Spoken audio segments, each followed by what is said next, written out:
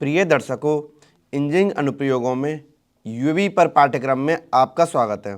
हम 6वें सप्ताह में हैं। इस सप्ताह में हम स्टूडियो विजन कैमरा का उपयोग करके पर्यावरण की 3D मैपिंग देखेंगे, जिसमें तरंगों के झुंड का उपयोग करके बड़े पैमाने पर डेटा एकत्रित किया जाएगा।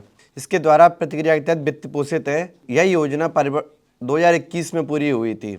इस विशेष परियोजना में कई तकनीकी पहलू हैं, जैसे कि स्टीरियो विजन कैमरा का उपयोग करके प्लांट डेटा का उत्पादन, पर्यावरण की 3D मैपिंग, यूएवी पथ योजना, यूएवी की ऊर्जा और महत्वपूर्ण रूप से यूएवी के स्वाम ऑफ यूएवी। इस पृष्ठभूमि में स्टूडियो विजन कैमरा के कार्य सिद्धांत के बारे में बताऊंगा और इसका उपयोग करके पॉइंट क्लाउड डेटा कैसे विकसित किया जाता है, उत्पन्न किया जाता है। यूएवी पथ नियोजन एल्गोरिथम का अवलोकन प्रदान करेगा और हमारे प्रोजेक्ट के दौरान कार्यान्वित पथ नियोजन एल्गोरिथम के बारे में बताएगा। इन अवधारणाओं की प्रारंभिक समझ के बाद मैं अलग अलग तरीकों से निष्पादन परियोजना के बारे में समझाऊंगा, जिसमें वास्तविक समय परीक्षण और बाधा से बचाव के संबंध में यूएवी के झुंड के साथ और बिना यूएवी पथ योजना पर सिमुलेशन और प्रयोगात्मक अध्ययन शामिल होगा और व्यवहारिक कार्यान्वयन पहलुओं को प्राप्त करेंगे और रियल टाइम परीक्षण के दौरान जुड़ी बाधाओं को समझा जाएगा।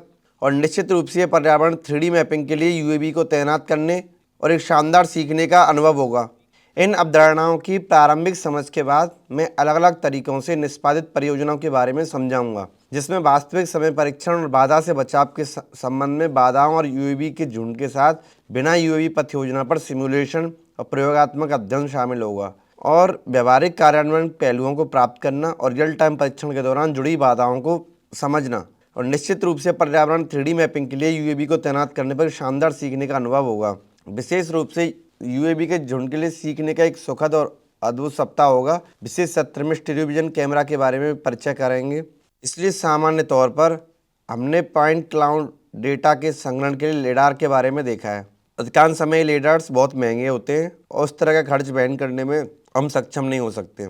लेडार के संबंध में पॉइंट क्लाउड डेटा जनरेशन को बदलने के लिए हमारे पास स्टूडियो विजन सी कैमरा है, जो पॉइंट क्लाउड डेटा जनरेशन के लिए लागत प्रभावी समाधान होगा।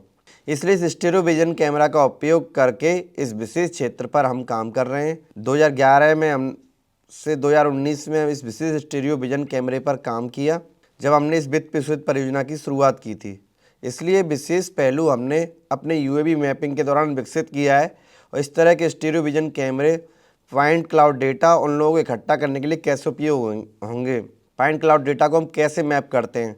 इसलिए पर्यावरण की 3D मैपिंग का संबंध इसी से। उदाहरण के लिए यदि आप इस सिनेरियो में एक बड़े स्पेक्ट्रम क्षेत्र में लैंडस्लाइड स्थिति की निगरानी करना चाहते हैं तो प्लान डेटा को रखना होगा। सामान्य कैमरों में स्टीरियो विजन कैमरा यही करेगा।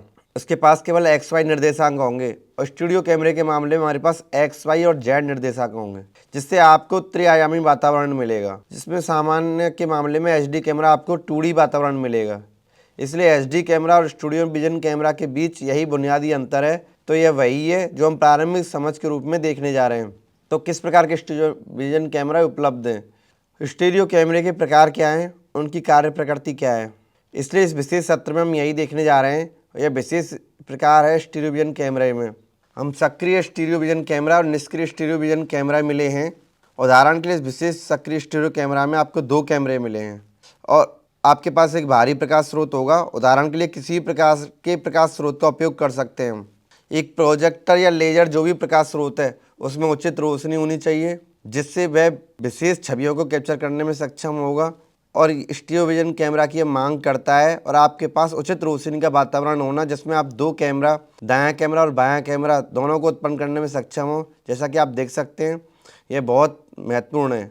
इस विशेष चित्र में 2 कैमरे हैं, जहाँ कैमरे का परिप्रेक्ष्य प्रक्षेप। उदाहरण के लिए प्रत्येक कैमरे में एक संभावित प्रक्षेपण मैट्रिक्स होगा, जैसा कि आप पहले सजातीय परिवर्तन मैट्रिक्स के बारे में देखा होगा। इसलिए यहाँ हम परिप्रेक्ष्य प्रक्षेपण मैट्रिक्स का उपयोग कर रहे हैं। कैमरा और उस कैमरे के लेंस विशेष विमान पर ध्यान केंद्रित कर रहे हैं। इसलिए आपके पास एक विशेष विमान का समीकरण है, जिसमें वैश्विक समन्वय फ्रेम के सापेक्ष प्रकाश की चादरें शामिल हैं। ठीक है, तो ये 2 कैमरे एक विशेष विमान पर प्रक्षेपित हो रहे हैं और कुछ चौराहे उस विशेष विमान के संबंध में बिंदु हैं। आप उन विशेष 2 कैमरों पर ध्यान केंद्रित कर रहे हैं, जहाँ वास्तव में क्रॉस करेगा, प्रतिच्छेद करेगा, इसलिए त्रिकोण तैयार करेगा। जैसा कि आप इस विशेष चित्र में देख सकते हैं, त्रिकोणीय आकार तैयार कर रहा है जहाँ ये दो कैमरे वास्तव में प्रतिच्छेद कर रहे हैं और प्रोजेक्टर जो लाइट का है एक त्रिकोण तैयार करने में सक्षम है ताकि आपकी रुचि के विशेष ऑब्जेक्ट के 3D निर्देशांक की गणना के लिए विशेष त्रिकोण ठीक हो। तो आप इन दो कैमरों के अनुमानों के आधार पर ऑब्जेक्ट 3D निर्देशांक को पूरी तरह से समझ रहे हैं, जो आपकी रुचि का विशेष स्तर पर सक्रिय स्टीरियो विजन कैमरे का कार्य सिद्धांत है। जैसे बाहरी प्रोजेक्टर या प्रकाश स्रोतों के साथ दो कैमरे हैं और 3D पॉइंट क्लाउड डेटा उत्पन्न के लिए उपयोग होंगे। और दूसरा मामला है निष्क्रिय स्टूडियो विजन कैमरा का, जिसमें हमारे पास रोशनी एक परिवेशी प्रकाश की स्थिति होगी। सूरज की रोशनी की स्थिति को रोशनी के लिए एक संसाधन के रूप में लिया जाएगा और इसलिए पिछले मामले में हमने लेजर लाइट का किसी अच्छी प्रकाश स्थितियों का उपयोग किया है, लेकिन निष्क्रिय स्टूडियो विजन के मामले में जिसका नाम ही निष्क्रिय है, ये दर्शाता है हमारे पास प्रकाश माध्यम का कोई बाहरी संसाधन नहीं होगा। आपके रोशनी पहलू के लिए प्रकाश माध्यम के रूप में सूरज की रोशनी का उपयोग किया जाएगा, यह बिल्कुल आपकी मानव की आंखों की तरह है। आप निष्क्रिय स्टीरियो विजन कैमरे के मामले में मानव व्यवहार की नकल कर रहे हैं, इसलिए निष्क्रिय स्टीरियो विजन कैमरे में आपके पास सभी चीज़ें होंगी। बेसलाइन और फोकल लंबाई आपके पास सभी छवि विमान ठीक से संरेखित होंगे। उदाहरण के लिए इस विशेष मामले में आपके कैमरे की छवि एक दूसरे के समानांतर है और बेस लाइन पर कैमरा केंद्र समान ऊंचाई और फोकल पर है लंबाई समान होनी चाहिए। इसलिए सभी 4 बिंदु हैं जिन पर आपको विचार करना चाहिए जब आप बाहरी वातावरण में इस प्रकार की पैसिव स्टीरियो कैमरे पर विचार कर रहे हैं।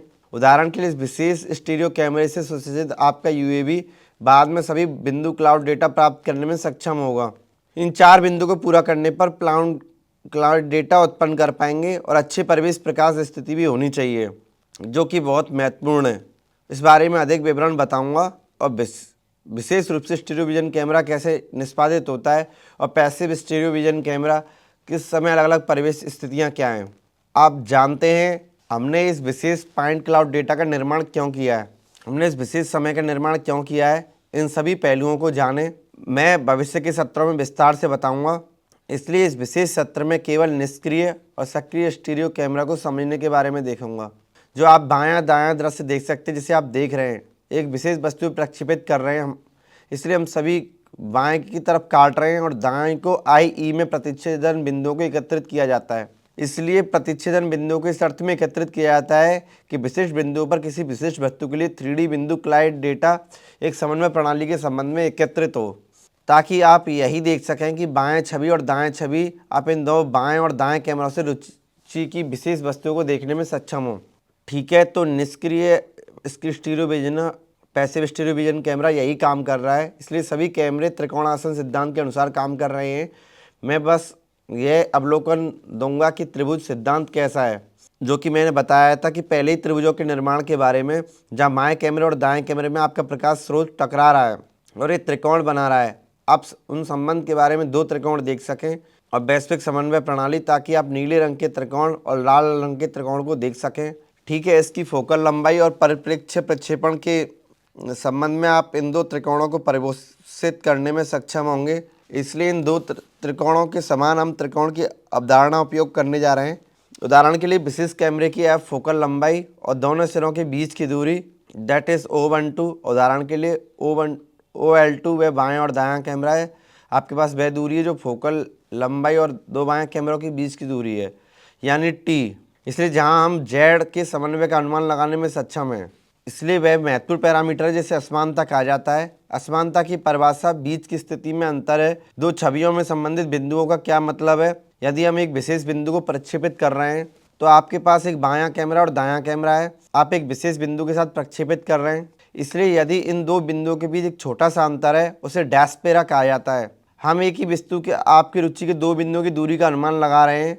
ठीक है, जहां आपके कैमरे बाएं कैमरे और दाएं कैमरे आपकी रुचि की विशेष वस्तु पर प्रक्षेपित कर रहे हैं, इसलिए हम इन 2 आयामों की सबसे छोटी दूरी को माप रहे हैं जहां बाएं और दाएं कैमरे को प्रक्षेपित किया जाता है आयाम, और यही आपका XL माइनस XR है, जिसे डैस्पेरा कहा जाता है, जिससे त्रिभुज सिद्धांत से आप अनुमान लगा सकते हैं यह TYZ equal to T plus XR minus XCIDYZ minus F, इसलिए अज्ञात है और अब Z है। आपका तीसरा आयामी निर्देशांक आपके पहले 2 आयामी समन्वय XY कैमरे के संबंध में निर्धारित किया जाएगा और यह आपके जेड निर्देशांक का अनुमान विशेष त्रिभुज सिद्धांत का उपयोग करके लगाया जाता है।